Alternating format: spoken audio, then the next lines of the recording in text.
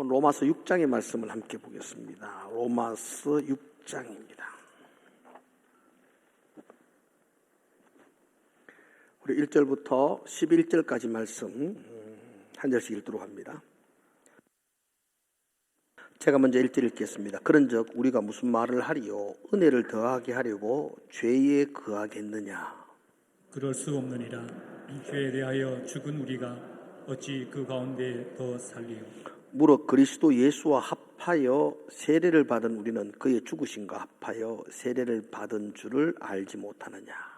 그러므로 우리가 그의 죽으심과 합하여 세례를 받음으로 그와 함께 장사되었나니 이는 아버지의 영광으로 말미암아 그리스도를 죽은 자 가운데서 살리심과 같이 우리로 또한 새 생명 가운데서 행하게 하려 하심이라.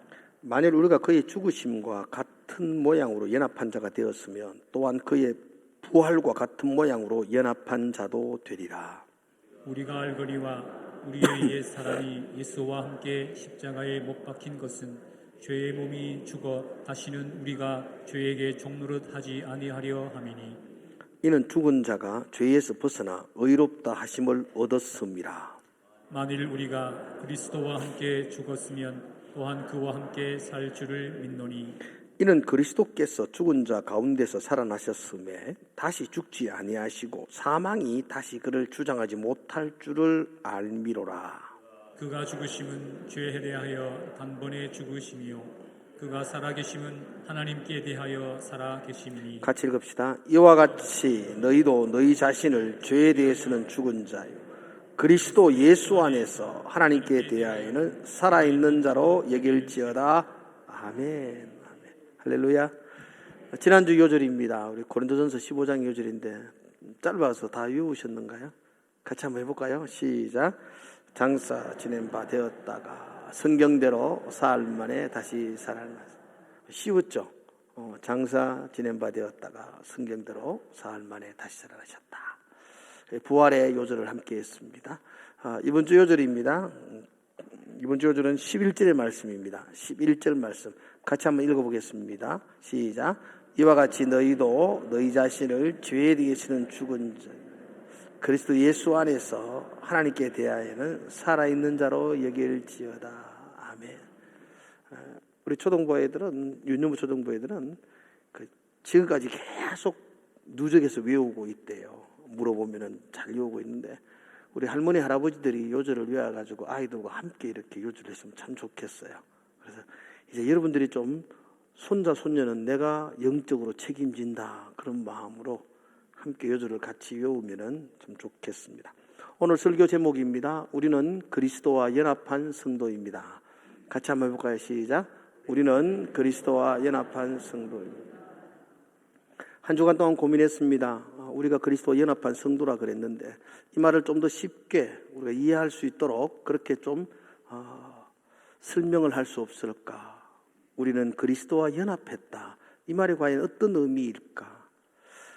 저는 이 말을 결혼이라는 말과 함께 이렇게 연상시켜서 생각하려고 해요. 성경은 곳곳에서 우리를 그리스도의 신부라고 소개하고 있습니다. 신랑 되신 예수 그리스도, 신부된 우리 성도, 신랑 되신 그분과 우리가 연합한다는 것, 그건 곧 결혼이라 그래 생각되어집니다. 그래서 우리는 그리스도와 연합한 성도입니다. 이 말을 다른 말로 하면 우리는 그리스도와 결혼한 신부입니다. 이렇게 이해하셔도 맞는 말인 것 같습니다. 결혼, 제가 중학교 때로 기억되어집니다. 늦은 시간에 교회를 이렇게 갔습니다. 해가 진 무렵이었는데 제가 왜 교회를 갔는지는 모르겠는데 무슨 일이 있어서 교회를 갔는데 저희 고향 교회는 본당 건물이 있고 또 목사님이 거하는 사택이 있고 그리고 마당이 이렇게 있었고 왼쪽 대문 끝에 이렇게 화장실이 있었습니다. 제가 교회에 들어갔더니만은 화장실 앞에서 그 목사님의 큰 따님이었던 선생님이죠. 그분은 결혼을 얼마 앞두고 있었던 따님이셨습니다. 그 선생님이 화장실 앞에서 양철통이 이렇게 있던데 그 통에서 뭔가를 계속 태우고 계셨어요. 저는 잘 뭐가 뭔지 몰라서 선생님한테 그렇게 물었어요. 선생님, 뭘 그렇게 태우세요? 라고 말하니까 선생님이 저보고 아이고 몰라도 돼, 알 것 없어 이러더라고. 또 몰라도 돼 그러면 또 알고 싶잖아요. 그래서 옆에 슬쩍 가서 봤어요. 양철통 안에 뭘 태우는가 봤더니만은 막 사진들을 태우는 것 같았고요. 또 어떤 종이 편지들을 이렇게 많이 태우고 있었어요. 저는 어려서 잘 몰랐습니다. 왜 결혼을 앞둔 선생님이 사진들과 또 편지들을 태우시는지. 여러분 아세요?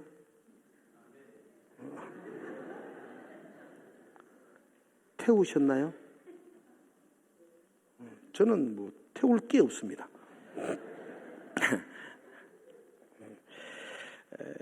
이전의 것들을 청산하고 새롭게 출발하는 것이 결혼이기 때문에 과거의 그 추억을 가슴에 담고 결혼을 한다는 것은 예의가 아니겠지요.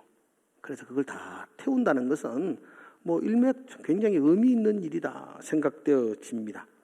결혼했는데 그 신부가 남편 출근하고 나서 예쁘게 화장하고 옛날 애인 만나러 나가면은 그건 불륜입니다. 불륜.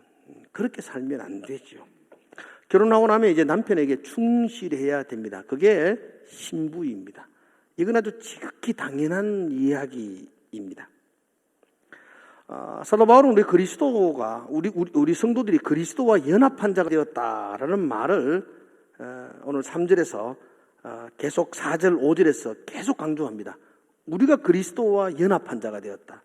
3절에도 말하죠. 무릇 그리스도 예수와 합하여라는 말이 연합이라는 뜻입니다. 4절에도 그러므로 우리가 그의 죽으심과 합하여, 이게 연합입니다. 5절에도 두 번씩이나 연속해서 연합한 자가 되었으며 연합한 자가 되리라, 그렇게 말하고 있습니다. 이게 우리의 신분입니다. 저와 여러분의 정체성입니다. 내가 누구냐? 나는 그리스도와 연합한 성도다. 다른 말로 나는 그리스도와 결혼한 신부다, 이렇게 말합니다. 한번 따라합시다. 나는 그리스도와 결혼한 신부입니다. 이게 우리의 위치입니다. 현 위치, 우리의 정체성입니다. 그죠? 근데 우리가 한 가지 잊지 말아야 될 게 있습니다.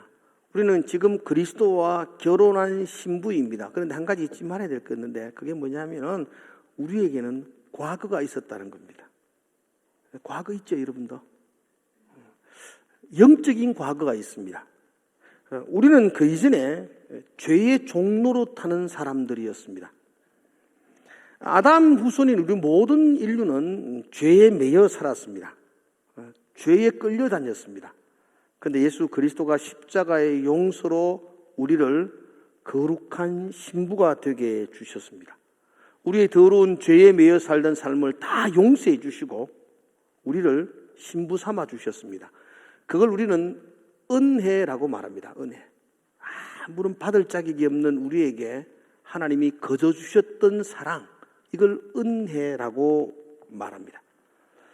이게 우리의 지금의 모습입니다. 우리는 죄의 종되었던 사람이었는데, 그런데 십자가의 은혜로 우리는 의롭게 되어서 예수 그리스도와 연합한 신부가 되었다는 것입니다. 자, 이게 오늘 제가 설교를 하기 위해서 밑그림을 깐 서론입니다. 왜냐하면 오늘 설교가 쉽지 않습니다. 그러니까 여러분들이 오늘은 잡을다가 중간에 일하시고 이러면 안 됩니다. 잡으시면 푹 자셔야 됩니다. 그래야 중간에 일나가면 헷갈리는 이야기 하면 안 되고, 눈 뜨시려고 하면 지금부터 바짝 떠가지고 끝까지 가셔야 되지. 중간에 왔다 갔다 이러면 괜히 제 말을 오해하고 이상한 이야기 하게 됩니다. 오늘 설교가 그럼 만만하지 않습니다. 그래서 제가 밑그림을 결혼에 대한 이야기를 이렇게 깔았던 것입니다. 자, 1절 말씀을 한번 봅시다. 본론으로 들어가면 1절을 한번 보십시오. 1절. 그런데 우리가 무슨 말을 하리요? 은혜를 더하게 하려고 죄에 거하겠느냐. 이게 이제 로마의 성도들이 바울에게 그렇게 말하는 말이고, 로마 교회 안에 이런 이야기들이 나오고 있다, 주장하고 있다는 겁니다. 이렇게 주장하는 사람들이 교회 안에 있다는 소리를 바울이 들었어요. 무슨 소리냐? 이게 무슨 소리냐면, 우리가 사실 죄를 안 지으려는 거, 죄 안 짓고 경건과 거룩하게 산다는 게 참 쉽지가 않잖아요. 그래서 로마 교회 성도들 중에 어떤 분들은 야, 뭐 그리 어렵게 사노? 죄지도 괜찮다. 죄 지으면은 은혜가 더 넘친다. 은혜가 더 넘친다는 겁니다. 그래서 사람들 중에 은혜를 더하게 하려고 죄에 거하자라는 사람들도 있다는 겁니다. 무슨 궤변 같지만 논리적으로 그렇게 말한다는 겁니다. 그리고 여러분 5장 20절의 말씀을 한번 보십시오. 이게 그냥 턱없는 소리가 아니고요. 5장 20절에 이렇게 되어 있거든요. 율법이 들어온 것은 범죄를 더하게 하려 함이라. 그러나 죄가 더한 곳에 뭐가 넘쳐요? 은혜가 더욱 넘치더라. 바울이 그렇게 주장했는데 죄가 많은 곳에 은혜가 더욱 넘치기 때문에 그 죄는 은혜를 더하게 하는 방편이니까 그거 없애려고 노력하지 마라. 그렇게 어렵게 허벅지 찔러가면서 죄하고 싸우려고 하지 마라. 그냥 괜찮다. 받아들여라. 그래도 죄가 많은 곳에 하나님의 은혜가 더 넘친다. 뭔 이런 말도 안 되는 이야기를 하고 있는지 모르겠어요. 그런데 가만히 들어보면 일리가 있는 말 같아요. 여러분 10가지 죄를 지은 사람과 100가지 죄를 지은 사람 중에 누가 더 은혜를 많이 받는 겁니까? 용서를 받으면 10가지 죄를 지어도 용서를 받은 거고 100가지 죄를 지어도 용서를 받는 거라면 10가지 죄를 지은 사람보다 100가지 죄를 지은 사람이 더 많은 은혜를 받는 거겠죠. 반응은 해주이소. 그죠? 그러니까 그 100가지 죄를 지으면 되지 10가지만 지으려고 애쓰고 노력할 필요가 뭐 있느냐. 100가지 죄를 지으면 은혜가 더 넘치는 것 아니냐. 그래서 은혜를 더하게 하려고 죄에 거해도 상관없다라고 주장하는 사람들이 로마 교회 안에서 한 부류를 이루고 있었다는 겁니다.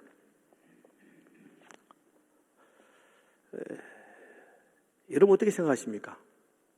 죄가 더한 곳에 은혜가 더 넘치기 때문에 은혜를 더하기 위해서 죄에 거하는 것이 뭐 그렇게 나쁜 거냐? 괜찮습니까? 바울은 어떻게 말하느냐? 바울은 2절에서 단호하게 이야기합니다. 그럴 수 없느니라 그렇게 말합니다. 은혜를 더하려고 죄에 거할 수 있느냐? 그건 말도 안 된다. 그럴 수 없다라고 말합니다.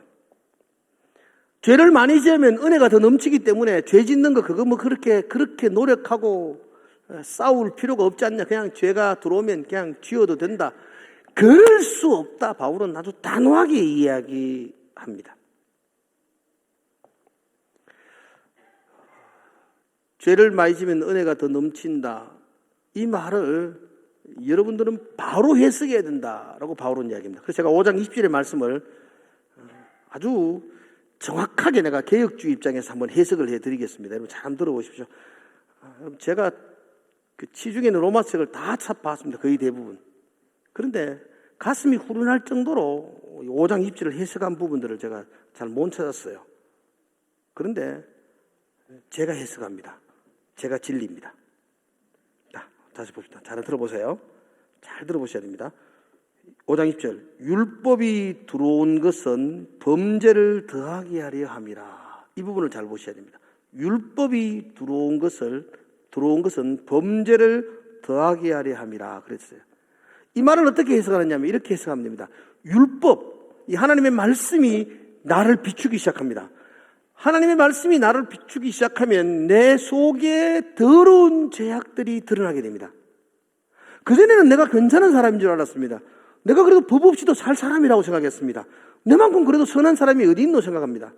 내가 꽤 괜찮게 열심히 의롭게 살았다고 나는 주장합니다. 그런데 하나님의 말씀이 나를 비추기 시작하니까 율법이 들어오니까 율법을 깨닫고 나니까 내같이 못된 놈이 없습니다. 내같이 더러운 놈이 없습니다. 내같이 파렴치한 놈이 없습니다. 이걸 깨닫는 거예요. 여러분 어떻습니까? 여러분 파렴치한 죄인들입니까? 이게 율법이 들어온 사람들만, 율법을 깨달은 사람만 느끼는 겁니다. 내만큼만 선하게 살지, 내만큼만 교회 열심히 하지, 내만큼만 하지. 그건 아주 하나님의 말씀이 뭔지를 모르는 사람들이고, 하나님의 말씀, 율법이 나를 비추기 시작하면 내 속에 죄가 드러납니다. 마치 거울처럼 거울이 비치게 되면 내 속에 더러운 것들이 보이기 시작합니다. 내가 씻을 수 없는 죄인임을 깨닫게 되는 겁니다. 그 말이 20절에 서론 부분입니다. 율법이 들어온 것은 범죄를 더하게 하려 하며, 율법을 깨닫고 나니까 내가 얼마나 죄인임을 깨닫게 되었다는 이야기죠. 그 다음에 이렇게 이야기합니다. 죄가 더한 곳에 은혜가 더욱 넘치더라. 이렇게 더러운 죄인을 하나님이 용서해 주셨으니까 넘치는 은혜라는 겁니다. 나의 죄를 바라보니까 도무지 용서받을 수 없는 죄인이었는데 예수 그리스도가 은혜를 부어주셔서 내 죄가 용서함을 받았다는 거죠. 이걸 깨달으니까 은혜가 얼마나 큰지 그 말입니다. 율법이 들어와서 죄를 깨닫게 되고 그 죄를 용서받았다는 그 은혜가 내 삶에 넘쳐나게 되었다. 이 말이 로마서 8장 20절의 말씀입니다. 로마서 5장 20절의 말씀은 그죠? 죄를 많이 지으면 은혜를 많이 받는다 그런 뜻이 아니고 내 죄, 더러운 내 죄가 용서받았던 그 은혜가 내 속에서 차고 넘친다 이런 말입니다. 그렇게 눈물을 흘리며 그렇게 감격하며 그죠? 그렇게 은혜 가운데 내 죄를 용서받은 것 때문에 감사했던 내가 다시 죄악 가운데 들어가서 뒹구는 것을 즐거워할 수 있겠느냐? 바울은 절대로 그럴 수 없다는 겁니다. 하나님이 내 죄를 용서해 주셨다는 그 놀라운 감격을 깨달은 성도는 다시 죄악으로 빠져있는 것을 즐거워할 수 없다. 절대로 그럴 수 없다. 그게 지금 1절의 말씀입니다. 은혜를 더하게 하려고 죄에 거할 수 있는가? 절대로 그럴 수 없다. 내 죄를 용서받은 하나님의 은혜를 깨달아 감격했던 성도라면 그 은혜를 저버리고 다시 죄악 가운데 몸을 뒹굴게 할 수는 없다. 그렇게 말하고 있습니다.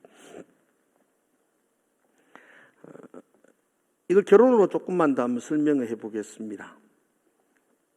우리는 의로운 신부가 되어서 거룩하신 예수님과 결혼하게 됩니다. 그래서 의시 집안으로 시집온 신부입니다. 근데 우리 그전에 우리가 과거가 있다 그랬잖아요. 우리에게 옛날 애인이 있었습니다. 죄시의 애인이었습니다. 우리는 죄시와 사귀다가 아주 몹쓸 어려움을 당했더랬습니다. 그 죄시라는 내 옛날 애인은 우리를 사망의 음침한 골짜기로 끌고 다녔던 그런 못된 애인이었습니다. 그 수렁에서 우리는 벗어날 수가 없었습니다. 그런데 예수 그리스도께서 나의 과거를 다 청산해 주시고 나를 거룩한 신부 되게 해주셨습니다. 그래서 우리는 죄시 과거에서 의시 신부가 되어서 결혼을 하게 된 겁니다. 행복하지요? 아멘. 예수님과 결혼해서 행복하지요? 한 번 더. 날마다 행복하나요? 그렇죠. 예수님과 그래도 좀 찝찝할 때가 있고 건조할 때가 있어요. 여러분, 그렇지만 예수님과 결혼해서 어떨 때는 건조한, 미미건조한 삶을 살고 있을 때가 있지만 그럼에도 불구하고 그렇지만 여러분들이 다시 그 옛날 죄시 애인에게로 돌아갈 수 있겠느냐? 아니요, 그럴 수 없습니다. 다시 그 사람 만나고 싶지 않습니다. 지금의 남편과 그렇게 계속 엄소되는 행복한 시간이 아닐 수도 있지만 그러나 다시 그 포악한 죄시 애인에게는 내가 돌아가고 싶지 않습니다. 그렇죠. 그래서 우리는 죄시에게는 돌아갈 수 없다는 겁니다. 의시와 결혼한 사이이기 때문에. 그 부분을 2절에서 이렇게 말합니다. 죄에 대하여 죽은 우리가 어찌 그 가운데 더 살리요. 죄에 대해서 죄시와 그냥 단절한 우리가 하나님과의 관계에서 조금 소홀하다고 다시 죄에게로 돌아가가지고 거기서 뒹굴고 살 수 있겠느냐? 그럴 수 없다는 겁니다. 우리는 죄에 대해서 죽었고 의에 예수님과 함께 새로운 삶을 시작한 사람이다. 그 말을 지금 바울이 하고 있습니다. 이것을 바울은 저는 결혼에 대한 이야기로 설명했지만 사도 바울은 이 부분에 대해서 세례에 대한 이야기로 우리에게 설명합니다. 우리가 죄에 대해서 죽고 의에 대해서 다시 살아난 우리의 지금의 우리의 상태를 세례 받았다 이렇게 말합니다. 여러분, 세례가 무엇이냐? 신약의 세례의 원그림이 구약의 한 사건을 모티브로 해서 신약의 세례가 이어지는 거거든요. 여러분, 구약에 한 사건이 있습니다. 바울은 그걸 고린도전서 10장에서 이렇게 말하거든요. 한번 읽어보겠습니다, 여러분. 고린도전서 10장 1절과 2절을, 이 부분이 세례가 뭐냐를 우리에게 가장 잘 설명해 주는 부분입니다. 고린도전서 10장 1절과 2절입니다. 자, 같이 읽을까요? 시작. 형제들아, 나는 너희가 알지 못하기를 원하지 아니하노니 우리 조상들이 다 구름 아래에 있고 바다 가운데로 지나며 모세에게 속하여 다 구름과 바다에서 세례를 받고. 지금 이 세례란 말이 구약에 우리 조상들이 세례를 받았답니다. 어디서? 구름과 바다 사이에 모세에게서. 그게 뭐죠? 홍해 사건이죠. 홍해 사건. 그러니까 구약의 홍해 사건을 신약에서는 세례 이렇게 표현합니다. 자, 홍해 사건을 한번 봅시다. 홍해 사건의 의미하는 게 뭐냐면요. 봅시다. 뒤에는 애국 군대가 따라옵니다. 앞에는 홍해 바다가 놓여져 있습니다. 근데 바다가 갈려지기 시작합니다. 광야, 애굽에서 바라봅시다. 모세를 따라 200만이나 되는 한 민족이 바다 가운데로 들어갑니다. 깊은 바다 속으로 들어갑니다. 애굽의 관점에서 이렇게 보면 깊은 바다 속으로 들어갑니다. 이건 바다 가운데 죽는 겁니다. 세례는 그런 겁니다. 우리가 바다 가운데 깊이 잠겨 죽는 겁니다. 그런데 반대편 약속의 땅에서 바라보십시오. 약속의 땅에서 바라보면 갈라져 있는 바다 사이로 200만 명이나 되는 한 민족이 살아서 나옵니다. 이 편에서 바라볼 때는 바다 가운데 죽음으로 빠지는 거지만 저 반대편에서 바라보면 그들이 살아서 다시 나옵니다. 이게 세례입니다. 내가 그리스도와 함께 십자가에 못 박혀 죽은 날이, 죽는 것이 세례고 다시 예수 그리스도와 함께 살아나는 것, 주와 연합하여 새 생명 가운데 살아나는 것, 이게 세례라는 것입니다. 그러므로 세례란 죄에 대해서 죽고 의에 대해서 살아나는 것입니다. 우리는 세례를 받은 사람입니다. 그리스도와 연합한 성도입니다. 우리는 죄에 대해서 죽은 성도입니다. 그리고 의에 대해서 다시 산 성도입니다. 저희 옆에 분들 한번 이야기합시다. 죄에 대해서 죽었습니다. 그렇게. 의에 대해서 살았습니다. 아멘이세요? 이제 어려운 이야기 한 개 더 할게요. 여러분들은 죄에 대해서 죽었습니다. 아멘이세요? 여기서 우리는 굉장히 갈등을 가집니다. 성경은 우리를 향하여 죄에 대해서 죽은 성도라고 이야기합니다. 세례를 받음으로 우리 모두는 죄에 대해서 죽었다고 이야기합니다. 목사는 앞에서 죽었습니다라고 강력하게 이야기합니다. 그런데 실제로 내가 보니까 나는 안 죽었어요. 여러분, 죽었나요? 죽었다는 것은 아무런 반응이 없다는 겁니다.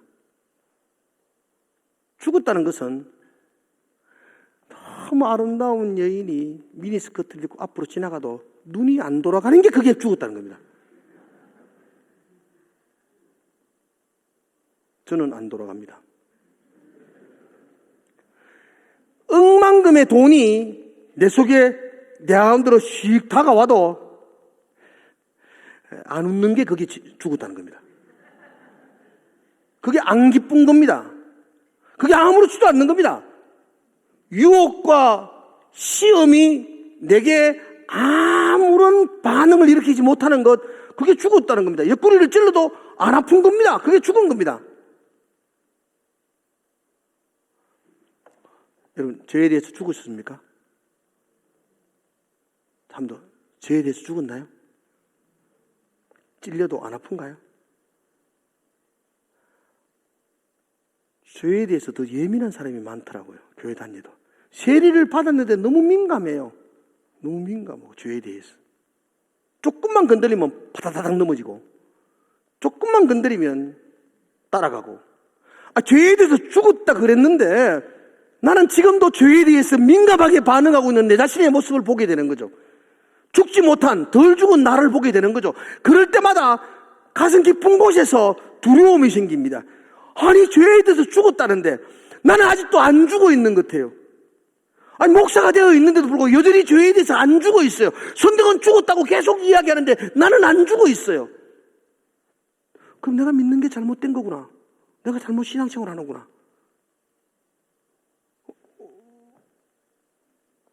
그래서 딜레마에 빠지고 회의가 오게 되고 좌절하게 되는 경우들이 참 많이 있습니다. 오늘 여러분 이 부분에 대해서 좀 정확하게 여러분들이 해석을 좀 하시고 이해를 하시면 좋겠습니다. 자, 여러분은 죄에 대해서 죽었습니다. 성경이 죽었다 그러니까 죽었습니다. 살아서 돌아다니지 마십시오. 죽었습니다. 그리스도 안에서 다시 새 생명을 얻은 그리스도와 연합한 성도입니다. 이게 우리의 지금의 현주소요, 우리의 신분이고 정체성입니다. 근데 여전히 이 죄에 대해서 반응하고 있는 내 자신을 볼 때마다 내가 놀라고 괴롭습니다. 왜 그럴까?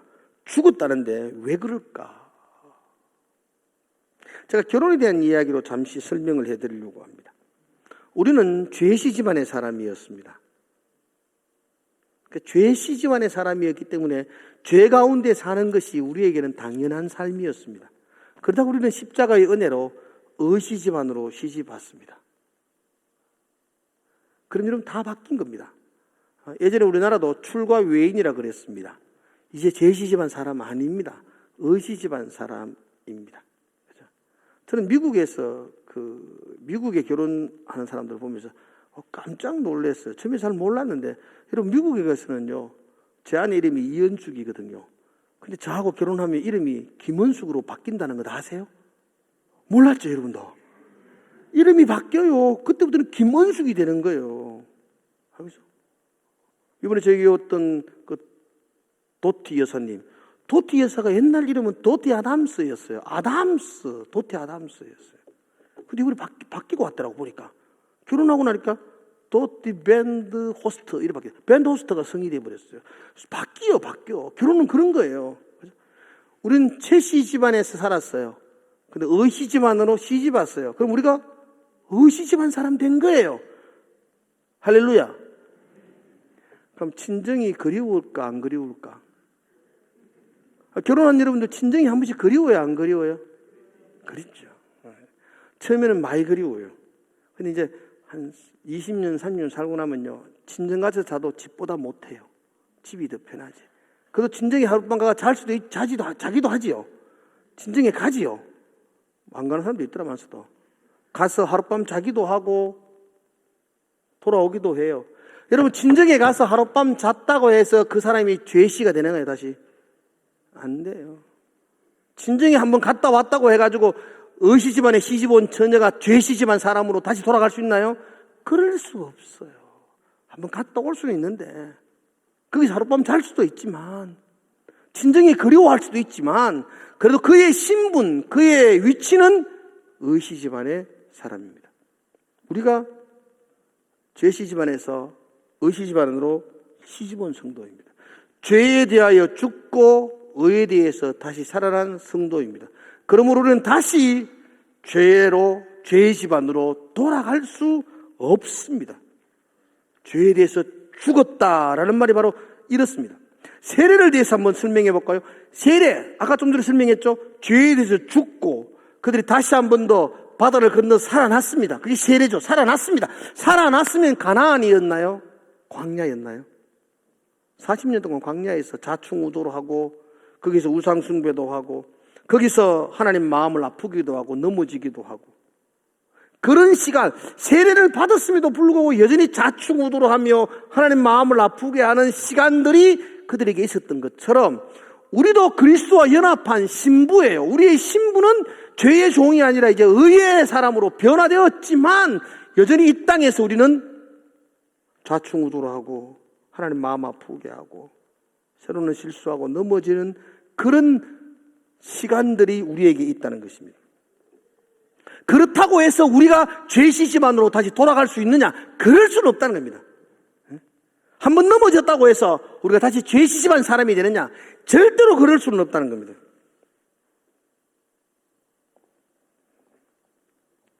오늘 여러분들 11절의 말씀을 한번 잠깐만 보면 좋겠습니다. 11절. 자, 한번 11절의 말씀 한번 읽어볼까요? 같이 시작. 이와 같이 너희도 너희 자신을 죄에 대해서는 죽은 자요 그리스도 예수 안에서 하나님에 대해서는 살아있는 자로 여길지어다. 너희는 죄에 대해서 죽었다. 그리고 하나님 안에서 다시 살아났다는 사람으로 여길지어다 라고 바울은 말합니다. 근데 이게 중요한 단어 여길지어다라는 하나가 중요합니다. 여길지어다. 여길지어다가 뭐가 중요하면 여길지어다는 말이요, 헬라어로 현재 시제로 기록되어 있습니다. 현재 시제로 기록되어 있다는 것은 완성된 게 아니라 지금도 진행 중이고 지속적인 동작을 말할 때 현재 시제입니다. 죄에 대해서 죽었고 의에 대해서 다시 살아났던 이 일은 완성된 게 아니고 지금도 지속적으로 진행 중인 일이라는 겁니다. 우리는 지금도 죄에 대해서 죽고 의에 대해서 살아나고 그리스도와 연합한 그 삶이 지금도 지속적으로 완성되어 가고 있는 중이라는 겁니다. 어떤 책이 보니까 이 부분을 가리켜서 우리는 공사 중이다 이렇게 말했습니다. 한번 따라 합시다. 공사 중. 여러분들은 완성된 건물이 아니고 공사 중입니다. 공사 중. 옆에 한번 이래 집사님을 보면요, 아유, 왜 그래 건사락 하는 게 신앙이 저 정도밖에 안 되지 라는 마음이 드는 게 당연합니다. 왜냐하면 그분은 지금도 공사 중이기 때문입니다. 집사락 하는 게 이 꼴이 처진 거 한번 봐라. 이게 당연한 겁니다. 우리는 완성된 사람이 아니고 우리는 지금도 공사 중입니다. 이 공사 중이라는 말은 두 가지 의미가 있습니다. 하나는 아직 완성되지 않았다라는 뜻입니다. 여길지어다 현재 시제로 되어 있습니다. 이게 아직 완성되지 않았다 이런 뜻입니다. 죄에 대해서 죽고 그리스도 완전한 연합을 이룬 의에 대해서 살아나는 이 일은 아직 완성되지 않았다. 공사 중이라는 이야기입니다. 완성되지 않았다는 것은 조금 불편합니다. 그 왜 공사 중에 보면 간판 큰 거 있잖아요. 다니시는데 긁어치기 해서 대단히 죄송합니다 라고 되어 있는 그 간판이 붙어 있는 것처럼 아직도 불편합니다. 완벽하지 않습니다. 왜냐하면 공사 중이기 때문에. 그게 지금 우리 모두의 모습입니다. 예, 우리는 신분적으로 죄에 대해서 죽고 의에 대해서 살아난 성도입니다. 그럼에도 불구하고 여전히 공사 중입니다. 완벽하지 않습니다. 여전히 좌충우돌하고 넘어질 때가 참 많이 있습니다. 그럼에도 불구하고 여전히 우리는 예수 그리스도와 결혼한 거룩한 신부라는 사실은 변할 수 없습니다. 또 하나 더 공사 중이라는 사실은 두 번째 의미가 있습니다. 그것은 반드시 완성될 것이라는 약속입니다. 여러분 공사 중입니다. 그럼 완성됩니다. 왜냐하면 공사를 주관하시는 분이 전능하신 하나님이시기 때문입니다. 부도내는 분이 아니시고요, 창조부터 지금까지 우리를 붙드시고 인도하시며 놀랍게 공사하시는 분, 그분이 하나님이십니다. 아직은 완성되어지지 않는 미약한 공사 중이지만 우리는 반드시 완성되어질 겁니다. 그것을 기대하면서 옆에 분들을 바라보셔야 됩니다. 아직 공사 중이구나. 그래도 하나님께서 완성시켜 주실 분이구나. 여러분, 우리는 죄에 대해서 죽었습니다. 의에 대해서 다시 살아난 성도입니다. 완벽하지 않습니다. 그럼에도 불구하고 우리는 공사 중입니다. 점점 지어져 갈 것입니다. 그래서 여러분, 그 일에 대해서 여러분들이 분명히 인식하시고 사셔야 됩니다. 때로는 죄시시반 옛날의 생각이 나기도 하고 그립기도 하고 거기가 하룻밤 자기도 하고 끌려가기도 합니다. 유혹이 몰려오기도 할 겁니다. 그럴 때 여러분들은 외치셔야 됩니다. 나 결혼했어! 그래야 됩니다. 예쁜 여자가 눈치를 줄 때에 나 결혼했어! 나 의시집안 사람이야! 더 이상 죄시집안 사람 아니야! 라고 외치셔야 됩니다. 누가 나에게 유혹을 할 때에 나 그리스도와 결혼한 신부야! 날 흔들지 마라! 그러다가 자빠지기도 하지만 끊임없이 내가 결혼한 사람이라고, 그래서 연합한 사람이라고 외치셔야 됩니다. 저는 아내에게 미안합니다. 결혼 반지를 안 끼고 있었어. 이게 안 끼다 하니 못 끼겠더라고요. 그래서 안 끼지만 마음은 늘 끼고 있습니다. 여러분, 뭔가 유혹이 들어올 때마다 결혼 반지 보여야 됩니다. 나 이런 사람이야! 나 결혼했어! 그걸 보이셔야 됩니다. 이게 지금 이 광야 같은 세상 속에서 살아가는 우리의 삶입니다. 4절을 한번 읽어보시고 설교를 마칩시다. 4절. 그러므로 우리가 그의 죽으심과 합하여 세례를 받음으로 그와 함께 장사되었나니 이는 아버지의 영광으로 말미암아 그리스도를 죽은 자 가운데서 살리심과 같이 우리로 또한 새 생명 가운데 행하게 하려 합니다. 이게 하나님의 아버지의 마음입니다.